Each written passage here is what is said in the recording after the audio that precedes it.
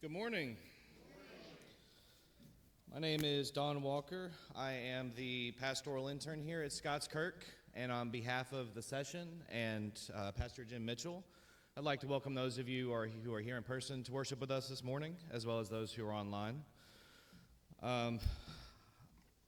Please excuse me, I have some allergy issues. A few announcements for you guys.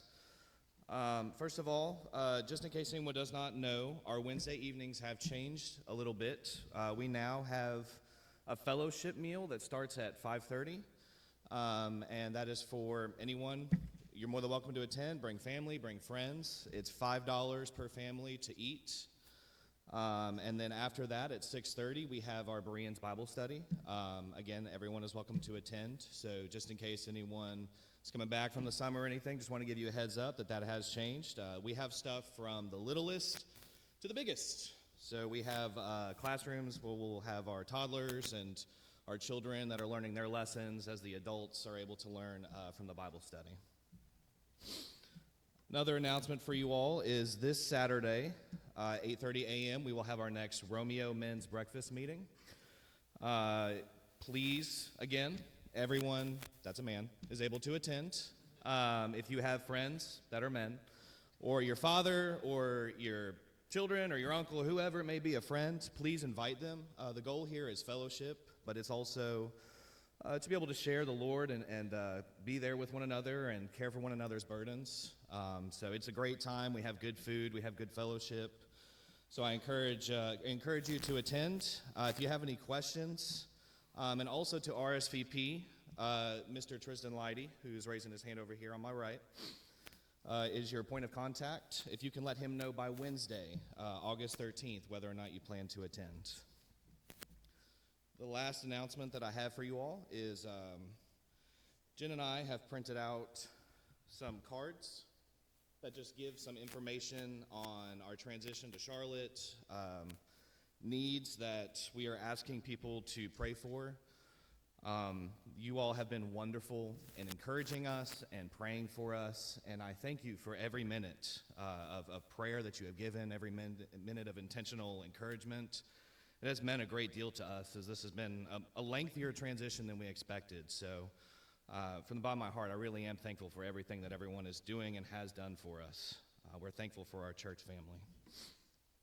If you guys will now turn to the first page of your bulletin, we have Philippians chapter 2, verses 9 through 11 for our preparation for worship. So if you'll take a moment and read that to prepare your hearts.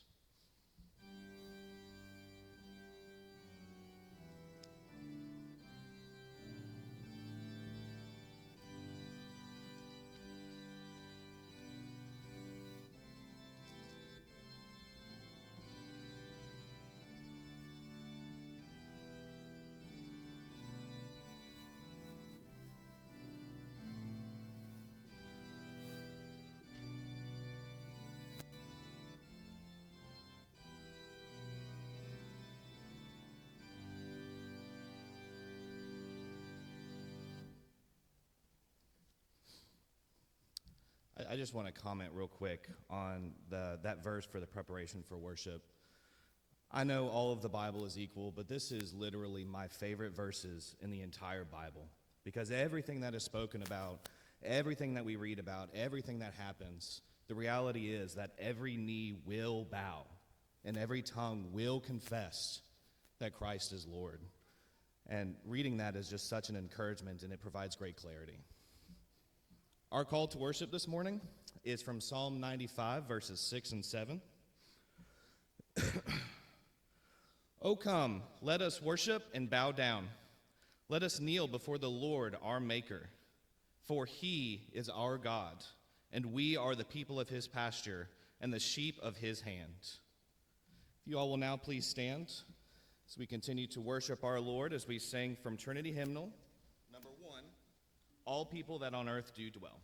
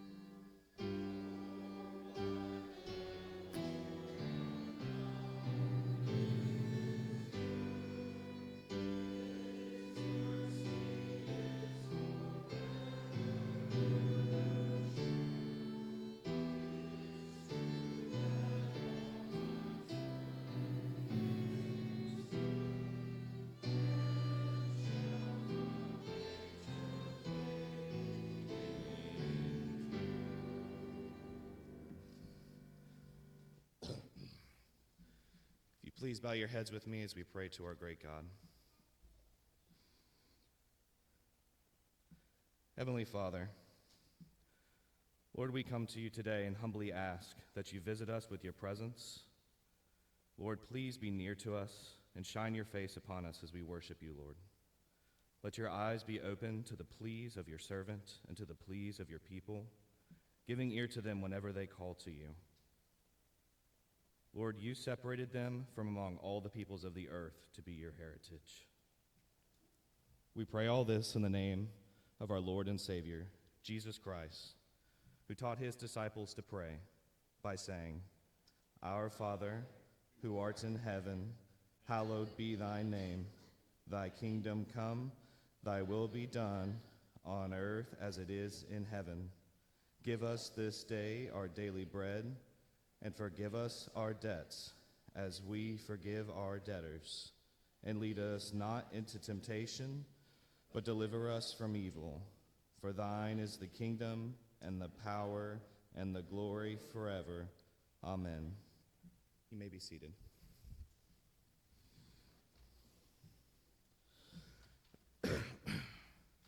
One of the opportunities that I have as your intern here is to engage with the preparation for worship on Sundays.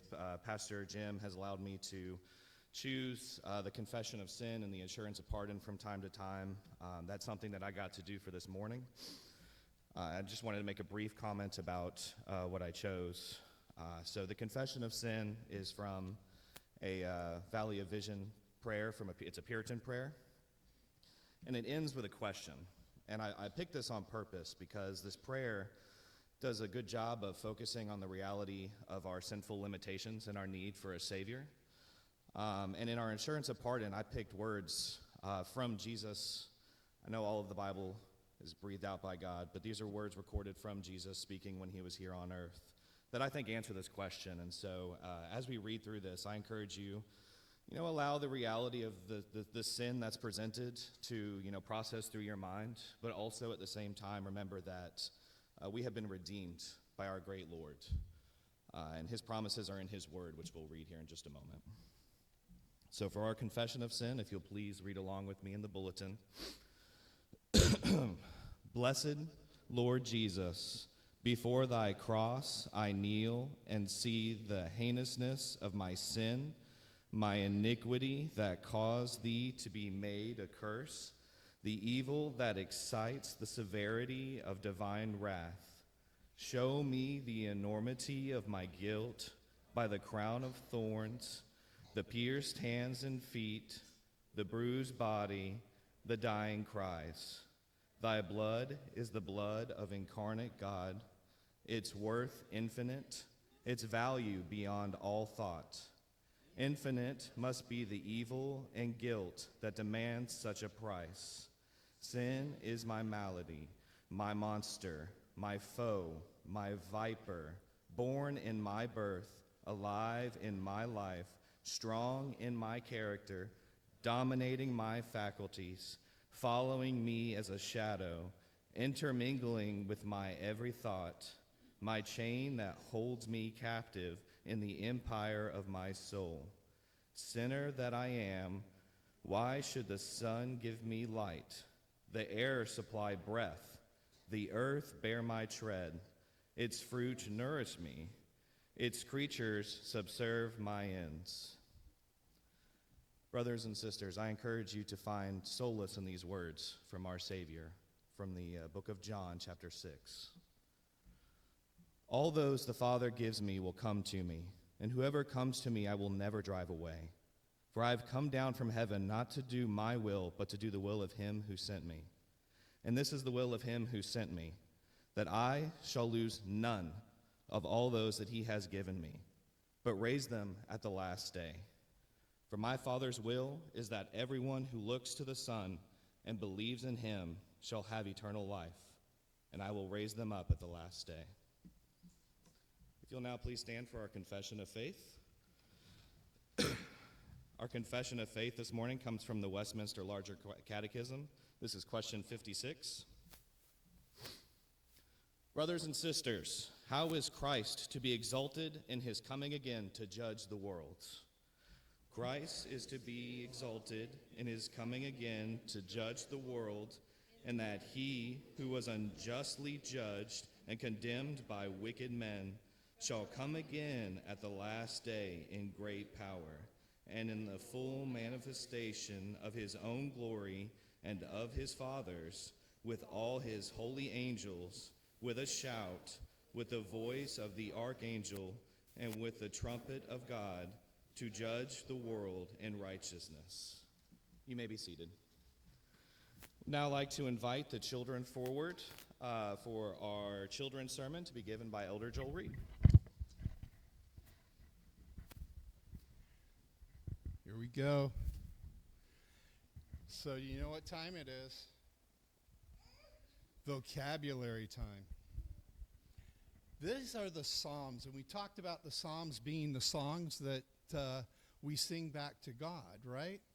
So in the Psalm today, in verse 4, I want you to listen really closely. It says, "He who sits in the heavens laughs. The Lord holds them in derision." Okay, what is derision?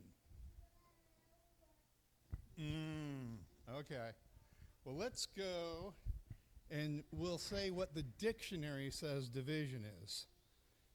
It says, and this is specific to the Bible, it says, in the Bible, derision means to mock, ridicule, or express contempt towards someone or something, often through scornful laughter and speech. Now, does that sound like something God would do? Not necessarily, right? Well, what we're reading, if you listen to the first 3 verses of the Psalm, it's talking about the rulers of the earth thinking so much of themselves and that they want to set up their dominion over everybody and that nobody could even come close to what they could do. They think they're God, right? So God's sitting in heaven going, you guys, you have no clue, right? God says, I am God. I created you. So that's what it means when it says he looks at him with derision. He's like, I can't believe that you are doing this. But he understands what? That man is sinful, right? That it's only through Christ that we are able to approach God and we are able to ask him for his forgiveness. Let's pray. Dear Heavenly Father, remind us that you created us. You breathed life into us. And you provided your Son as a way of salvation so that we indeed could bring our petitions to you. Even though you are holy and we are not, you still see us as holy through Christ's blood. Father, this is a true gift, and we thank you for it. In Jesus' name we pray. Amen.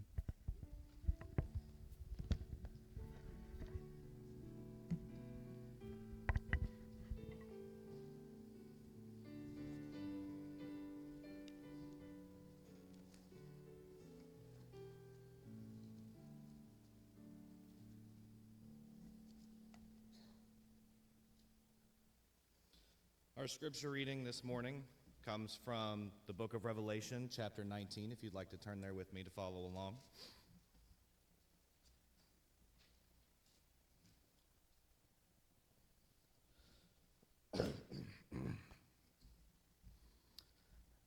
After this, I heard what seemed to be the loud voice of a great multitude in heaven, crying out, Hallelujah! Salvation and glory and power belong to our God. For his judgments are true and just. For he has judged the great prostitute who corrupted the earth with her immorality, and has avenged on her the blood of his servants. Once more they cried out, Hallelujah! The smoke from her goes up forever and ever. And the 24 elders and the 4 living creatures fell down and worshiped God who was seated on the throne, saying, Amen, Hallelujah. And from the throne came a voice saying, Praise our God, all you his servants who fear him, small and great. Then I heard what seemed to be the voice of a great multitude, like the roar of many waters, and like the sound of mighty peals of thunder, crying out, Hallelujah! For the Lord our God, the Almighty, reigns. Let us rejoice and exult and give him the glory, for the marriage of the Lamb has come, and his bride has made herself ready. It was granted her to clothe herself with fine linens, bright and pure. For the fine linen is the righteous deeds of the saints. And the angel said to me, Write this, Blessed are those who are invited to the marriage supper of the Lamb. And he said to me, These are the true words of God. Then I fell down at his feet to worship him. But he said to me, You must not do that. I am a fellow servant with you, and your brothers who hold to the testimony of Jesus. Worship God, for the testimony of Jesus is the spirit of prophecy. Then I saw heaven opened, and behold, a white horse. The one sitting on it is called Faithful and True, and in righteousness he judges and makes war. His eyes are like a flame of fire, and on his head are many diadems, and he has a name written that no one knows but himself. He is clothed in a robe dipped in blood, and the name by which he is called is the Word of God. And the armies of heaven, arrayed in fine linen, white and pure, were following him on white horses. From his mouth comes a sharp sword, and with which to strike down the nations, and he will rule them with a rod of iron. He will tread the winepress of the fury of the wrath of God the Almighty. On his robe and on his thigh he has a name written, King of Kings and Lord of Lords. Then I saw an angel standing in the sun, and with a loud voice he called to all the birds that fly directly overhead, Come gather for the great supper of God, to eat the flesh of kings, the flesh of captains, the flesh of mighty men, the flesh of horses and their riders, and the flesh of all men, both free and slave, both small and great. And I saw the beast and the kings of the earth with their armies gathered to make war against him who was sitting on the horse and against his army. And the beast was captured, and with it the false prophet who in its presence had done the signs by which he deceived those who had received the mark of the beast and those who worshipped its image. These two were thrown alive into the lake of fire that burns with sulfur, and the rest were slain by the sword that came from the mouth of him who was sitting on the horse, and all the birds were gorged with their flesh. Brothers and sisters, the grass withers and the flowers fade, but the word of our Lord God remains unchanged.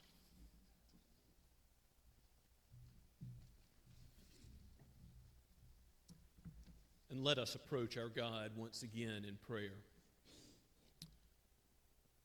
O gracious Heavenly Father, O precious Holy Son, O Spirit of the living God, you are the one who spoke the whole cosmos into existence by the word of your power, and you uphold all things by your strength. In you we live and move and have our being. And we come today before you, not in our own righteousness, for we have none, but we come in the name of the Lord Jesus Christ, the one mediator between God and man, the only name under heaven by which men may be saved, he who is the way, the truth, and the life.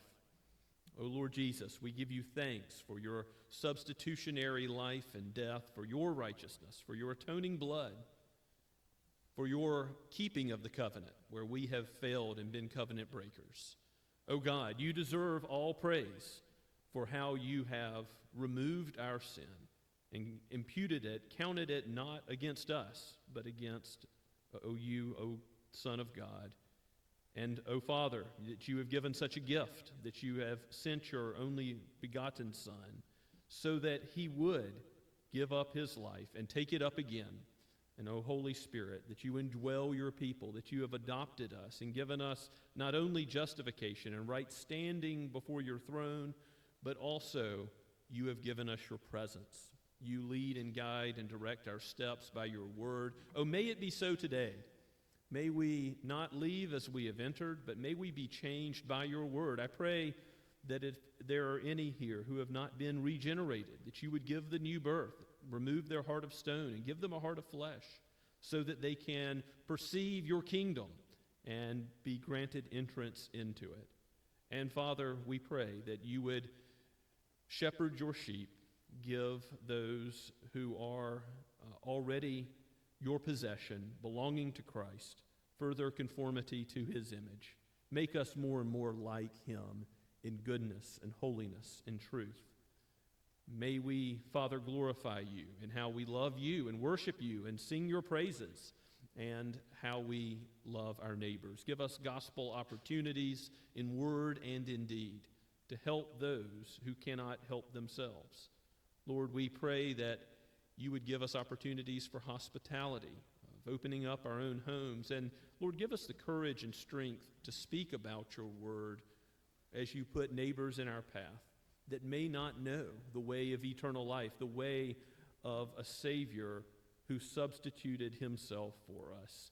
May this gospel go to the very ends of the earth. Lord, we pray for those who proclaim the truth in every nation. We thank you, Father, for Bridge Europe and the many who have been called to Spain and for that field and how it has flourished. We pray, Father, that you would continue to flourish in the Bridge Europe team. Guide and direct the steps of each one. Bless the seed ministry in Africa and in Pakistan. We pray specifically for Lee Shellnut and for Drew Goodman as he teaches, and for opportunities to go to Rwanda for those amongst us.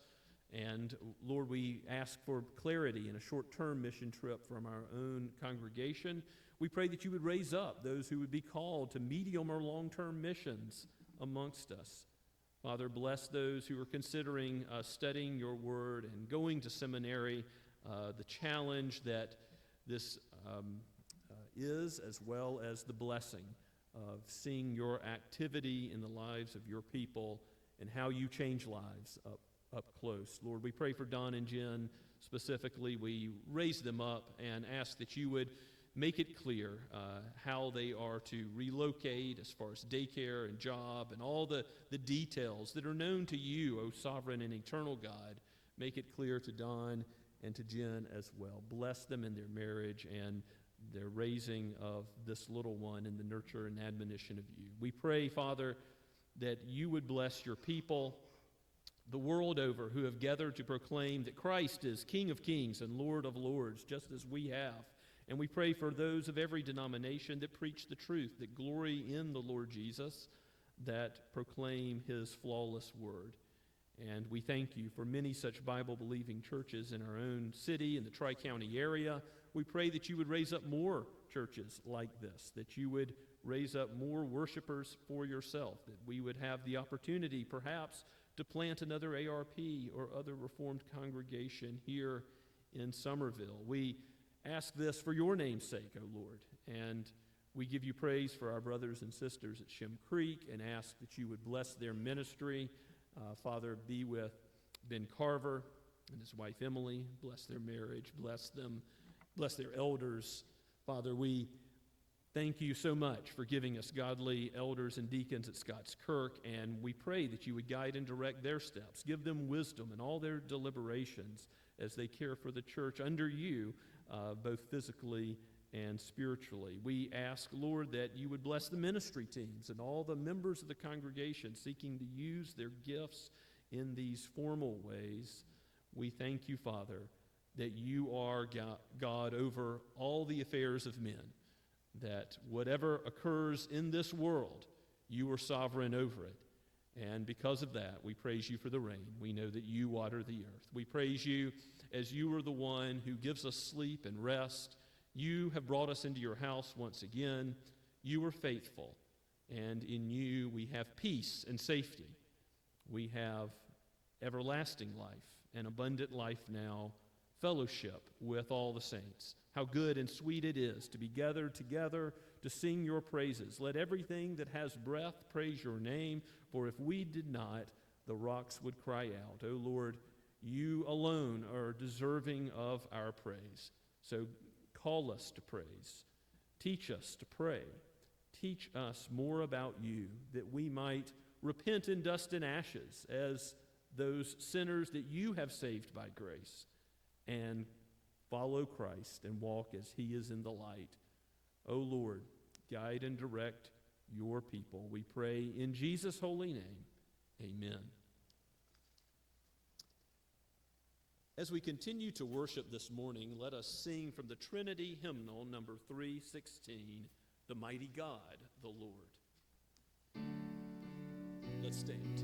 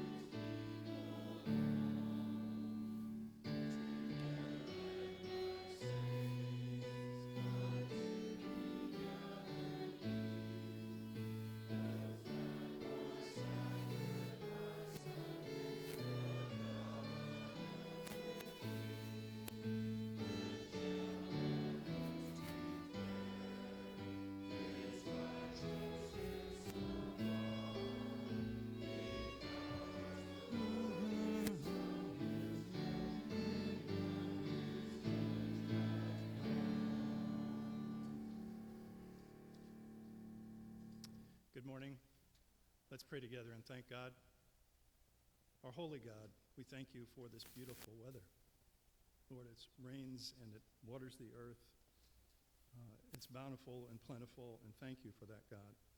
We also thank you for the ability to pray, to meet with you individually as a group here at Scots Kirk, and to tell you about our concerns, to worship you, to love you, to thank you, and to glorify you and your Father. Lord, help us to be worthy to even call your name. We ask for your help in our daily lives, each week, each day that we live. We ask for you to support us in all of our works and our things that we say to other people and the things that we think. Lord, we thank you for the ability to give back to your kingdom with the money that we have. We thank you for that money to begin with, God. It could be that we would not have any money, but thanks to you, we are more than abundant with that. Lord, help us as we go from here. Help us during this time together. And we thank you in the name of Jesus Christ. Amen.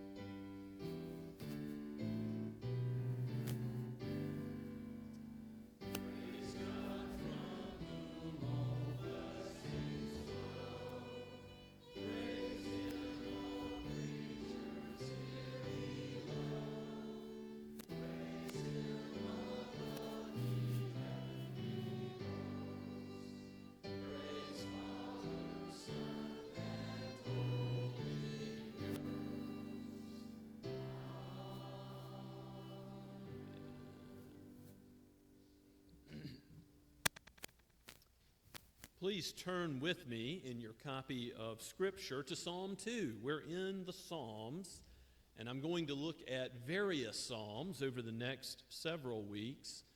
But last week we were in Psalm 1, which is clearly the introduction to the whole Psalter in its theme and laying out the way of the righteous and the way of the wicked. And we saw a little bit how it is reflected in the Sermon on the Mount in Christ's own words about the blessed life. Well, guess what? Psalm 2 is also an introductory psalm. It is also important. Some see it as literarily connected to the first psalm, and I'll make that argument in just a moment once we read it, that there is a great deal of cohesion between the two psalms, but it's also a clearly messianic psalm. You have, like Psalm 110, the intercommunication between the Trinity, the Father and the Son, both speaking in the psalm. And it's a very frequently cited psalm in the New Testament. So it's clearly about Jesus. Jesus is in all of the Psalter, as Luke 24 tells us. He sang the Psalms. He prayed the Psalms.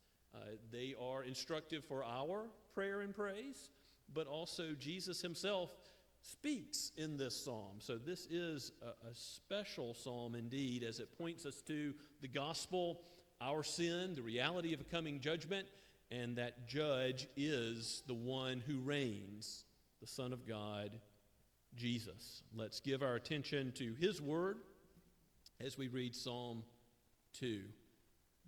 Penned by the psalmist, breathed out by the Holy Spirit for each of us today.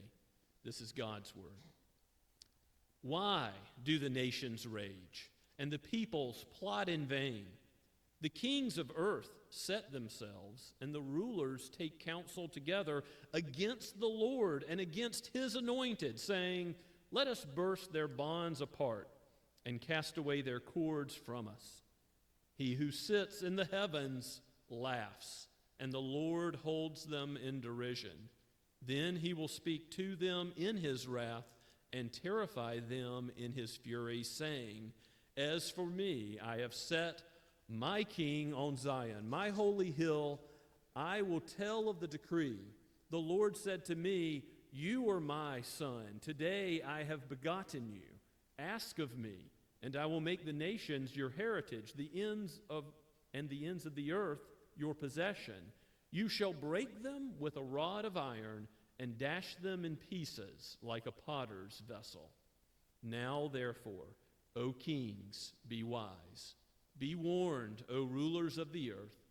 Serve the Lord with fear and rejoice with trembling. Kiss the Son, lest he be angry and you perish in the way, for his wrath is quickly kindled. Blessed are all who take refuge in him." Let's pray together. O gracious Heavenly Father, you are a God who judges sin. May we not rest until we have dealt with our own guilt. And, O Father, as you point us to all judgment which you have committed to the Son, the Lord Jesus Christ, would you, O Holy Spirit, send us clarity about our own standing on that day, that we would know that we stand in a righteousness not our own, but found in him by faith, his life and his death. Would that be true for all who hear the sound of my voice today? O Spirit of God, illuminate our understanding of this text, that we might praise you and honor you and fear you as we ought, and live the life that you have intended for your people, the life of blessing indeed. We pray in Jesus' name, amen. Did you catch the connection between Psalm 1 and Psalm 2? Blessed is the man. That's how the first psalm begins. And how does the second psalm end? Blessed are all those who take refuge in the Son, the Messiah, the King's anointed. And we don't know which Davidic king wrote this psalm for sure, but we do know it has application to the times of Old Testament Israel and how the nations around them raged and conspired and afflicted them. But we also know from how the New Testament uses this that it is ultimately about Jesus, that the psalmist spoke beyond what he knew because it's all ultimately authored by the Holy Spirit and is speaking about, yes, Herod and Pontius Pilate, who joined together along with Jews and Gentiles to crucify the Son of God. And I just want to show you, before we get too far from Acts 4, one of these citations. There are many in the New Testament, citations and allusions. We saw some allusions in Revelation 19, which was read earlier. But from Acts chapter 4, let's read verses 24 through 27 and see just for a moment how the apostles, how Peter and John used this text. They've just healed a man. They've proclaimed Christ as the only name powerful enough to save. And now they say, when they heard it, verse 24, they lifted their voices together to God and said, Sovereign Lord, who made the heaven and the earth and the sea and everything in them, who through the mouth of our father David, your servant, said by the Holy Spirit, why did the Gentiles rage and the peoples plot in vain? The kings of earth set themselves, and the rulers were gathered together against the Lord and against his anointed. For truly in this city there were gathered together against your holy servant Jesus, whom you anointed, both Herod and Pontius Pilate, along with the Gentiles and the people of Israel, to do whatever your hand and your plan had predestined to take place. And now, Lord, look upon their threats and grant to your servants to continue to speak your word with all boldness while you stretch out your hand to heal, and signs and wonders are performed through the name of your holy servant Jesus. And we'll stop there and consider how this psalm, yes, a Davidic king, perhaps David himself, the writer, speaking of Old Testament Israel, but also speaking of David's son and David's Lord, Jesus being the ultimate one that was conspired against, but who is resurrected from the dead, who is divine, and who is the ultimate judge. We'll see all of these things highlighted about Jesus from the psalm. Go back with me to the first verse. Why is it that the nations rage, the Gentiles rage? And this is not just talking about kings, but all the peoples who are opposed to God, and therefore it is talking about each of us and our own sin, as we are deserving of God's wrath and displeasure because of our rebellion against the king. Why do the nations rage and the peoples plot in vain? Why do powerful people conspire? The kings of earth set themselves, and the rulers take counsel together against the Lord and against his anointed. Now, the word Lord is capital L-O-R-D. What does that mean? Yahweh. This is the Hebrew word that is associated with the word to be, being. In Exodus 3:14, God says, I am that which I am. I will be that which I will be. It highlights the eternality of God and his being. He is the uncreated one who exists in all blessedness and perfection and glory. And as such, it is quite foolish for the creature created by God to plot against him, to rage and conspire against him. It didn't work so well for Satan. He has been crushed, just as was prophesied in Genesis 3:15.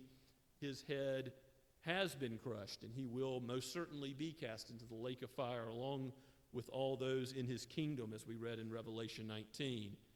The judgment is coming, but these rulers, these powerful people that are plotting against the Lord and his anointed, they don't know that yet. They're saying in verse 3, let's break away from God's dominion, burst their bonds apart, cast away their cords. What does someone who is slaves to their own passions, in slavery to their own sin, think? That slavery to God and his law and his righteousness, his rule, is bad. It's not true freedom. But as Jesus says in John chapter 8, where he also proclaims himself to be the great I am, who was before Abraham, he was the great I am, identified with the Father and the Spirit in Exodus 3:14. He says that With him is true freedom. If you want to be free, free indeed, you'll know what slavery to him is like. Whatever has mastered a person, to that they are enslaved. 2 Peter says in chapter 2, verse 19. But Christ explains that true freedom is found in slavery to him. Paul says the same thing in Romans chapter 6. If you recall, in discussing sanctification, what it means to be a Christian, conformity to the image of Christ, Christ knows, as our great prophet, priest, and king, he knows what we were designed to do.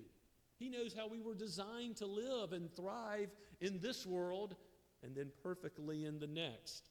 And according to his character and law, then we have freedom.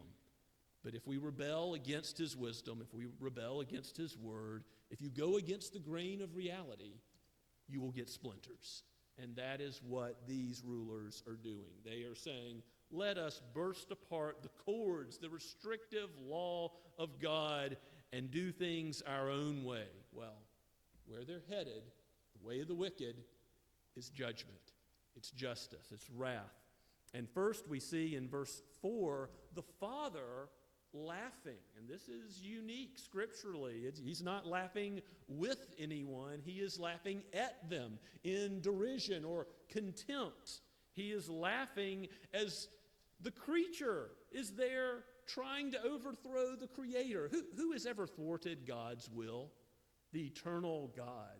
From him and through him and to him are all things. To him is the glory forever. Remember how Paul exclaims in Romans 11, verses 33 through 36, no one has been his counselor. No one can say to him, what have you done? No one can stay his hand. And the prophet Isaiah has many similar statements. God is sufficient unto himself. And so he laughs at the creature, thinking so foolishly that they might, with their great power, powerful men, think of men of political reign, men who are kings, men of great business and wealth. Oh, no, these powerful men cannot save themselves. Even as Jesus will later speak to the rich young ruler, he will talk to someone who thought he was something, who in the eyes of others may have been something, a rich person and a ruler, and yet he would be humbled because the way of everlasting life would not be known to him. As he could not fulfill God's law himself, he must look to the Savior, the only one who is good, Christ, as the fulfillment of that law. Jesus will himself speak in a moment, but this is the Father who laughs, and then the Lord who holds them in derision then speaks in verse 5. He says he will speak to them in his wrath and terrify them in his fury. So you see that judgment is coming, and it's his mere word. It's the truth that they should have feared him. And verse 6 puts it like this. It's almost as if it's too late.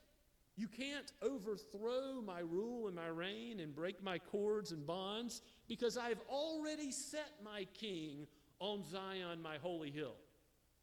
You see what the Father is saying? The Father is saying in Psalm 2, in David's day, that Christ reigns. That's the sum and substance of the whole psalm. And it's true today that Christ reigns. All authority has been given to me, he says in the Great Commission at the end of Matthew 28. Christ rules today over everything that occurs. He's not just set on Mount Zion, which is, of course, where God manifested his presence to ancient Israel. And there was a special way in which he reigned in the state, the people of Israel. But that Mount Zion is emblematic of God's reign over the whole earth, the heavens and the earth, all peoples, every nation, tongue, and tribe, all that he's created, as Acts 4 said. So God is not just the God of Israel. He is the God of all places, every star in the cosmos, and he is ultimately bringing all things together, proclaiming peace by his blood, as the Son will speak in verse 7. So the king that's being referenced by the Father has been set up in verse 6, and then in verse 7, the Son says, I will tell of the decree. The Lord, Yahweh, said to me, you are my son. So the Father says to the Son, today I have begotten you. And don't get confused here. This is not talking about the eternal begottenness of the Son and the Trinity. And it's certainly not saying that he was begotten on that day as if that were the beginning of his existence as a creature. For Jesus is not a creature. That was the lie of the ancient heretic Arius. He had a motto, a song, a jingle that he spread throughout the Roman world that said, there was a time when the Son was not. And that was the lie of the ancient Arians. And there were many who followed that path.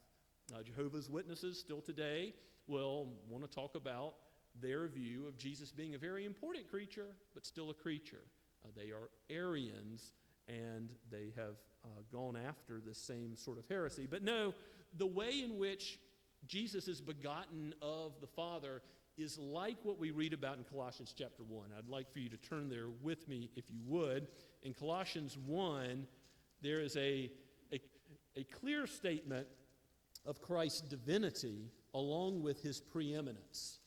And it's his preeminence that I want you to see in this firstborn language, that he is true son of the Father. Look at verse 15 in Colossians 1. He, that is Jesus, is the image of the invisible God, the firstborn of all creation. So there's the preeminence, the inheritor of all things as the preeminent ruler. You'll see that this is not about him being a creature as we keep reading. For by him all things were created. Could he be a creature if he created all things? Answer, no, of course not. In heaven and on earth, not just the God over Israel, the God over everything. Visible and invisible, whether thrones or dominions or rulers or authorities, all things were created through him and for him. And he is before all things, and in him all things hold together. In him we live and move and have our being, as Paul says. Clearly, this is about Jesus as divine. And keep going in verse 18. And he is the head of the body, the church. He is the beginning, the firstborn. Again, that preeminent language. The firstborn from the dead, that in everything he might be preeminent. For in him all the fullness of God was pleased to dwell. Again, he's divine, even though this language of firstborn is being used. And through him to reconcile to himself all things, whether on earth or in heaven, making peace by the blood of the cross. Jesus is the Son of God, like the language at his baptism and his transfiguration. This is my beloved Son, with whom I am well pleased. Jesus says, the Father has said to him, you are my Son, and you are crowned King as the preeminent one. Today I have begotten you. I have installed you on my holy hill. You do, in fact, reign. And what will be the consequence of that reign?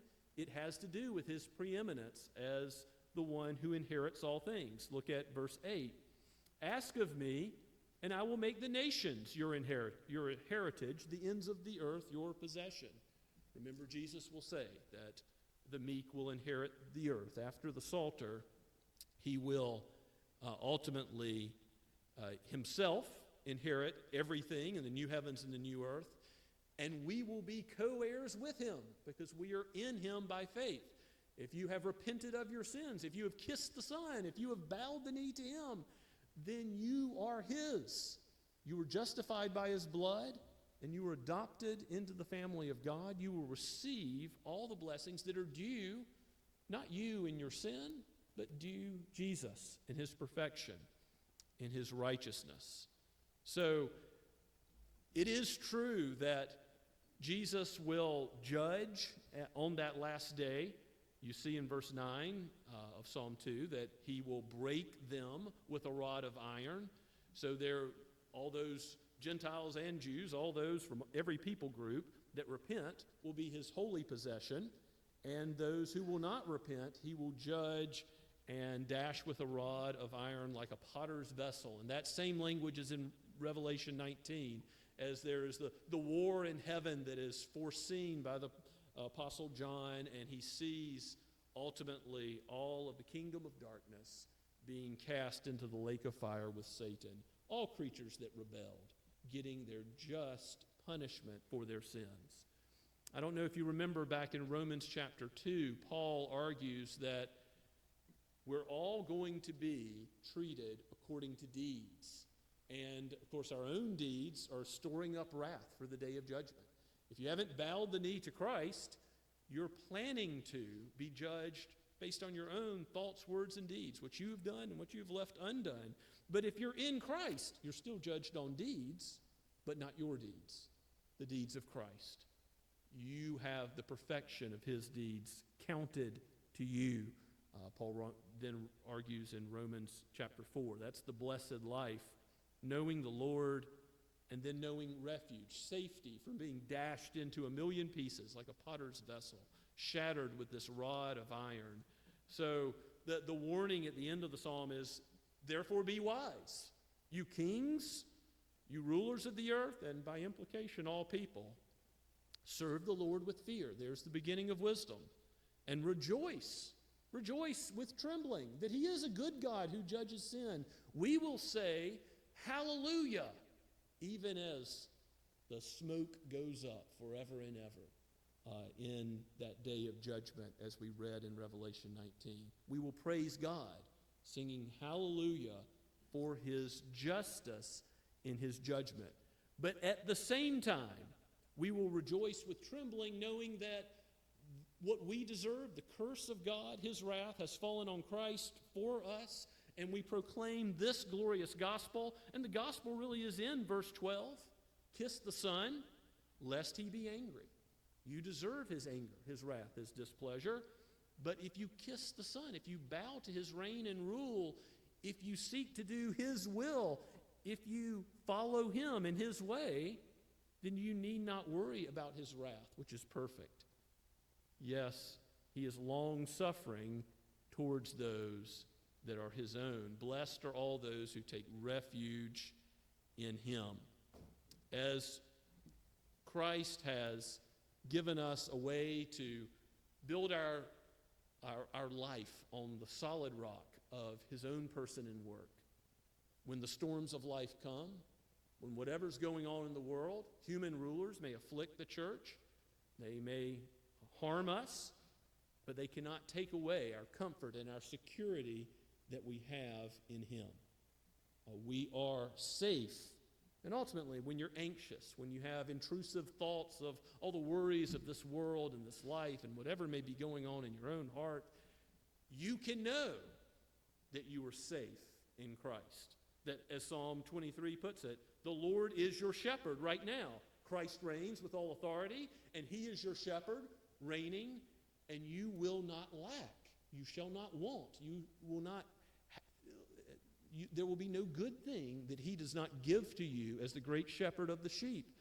He's given you freedom to walk in his ways. So why turn again to the ways of sin, which lead to his wrath and justice, his anger? No, kiss the Son and tell others. If you haven't yet bowed the knee to Christ, while today is the day of salvation, meaning his return tarries, he hasn't yet come in judgment. In his second coming, he will come in war, not as a babe in the manger the next time. And that means that you can repent today. You can trust in Jesus today. Do not wait. You do not know what a day brings forth. You do not know if your life should be taken from you. Trust in the Lord Jesus and call on him now. You have heard the gospel. Even in the Psalm of David, you have heard the truth. Trust in the perfect advocate, Christ, to save you from Christ as judge. John says we have an advocate with God the Father. If we confess our sins and trust in him, he will cleanse us from all unrighteousness. And so you will face his judgment throne without fear if you are his child by faith. God is an impartial judge. He will be glorified in his justice. But take refuge in him and know the path of blessing. As you look through all the Psalms and how they teach us to pray and how they teach us to praise the Lord, Think of this, the way of blessing is the way of Christ.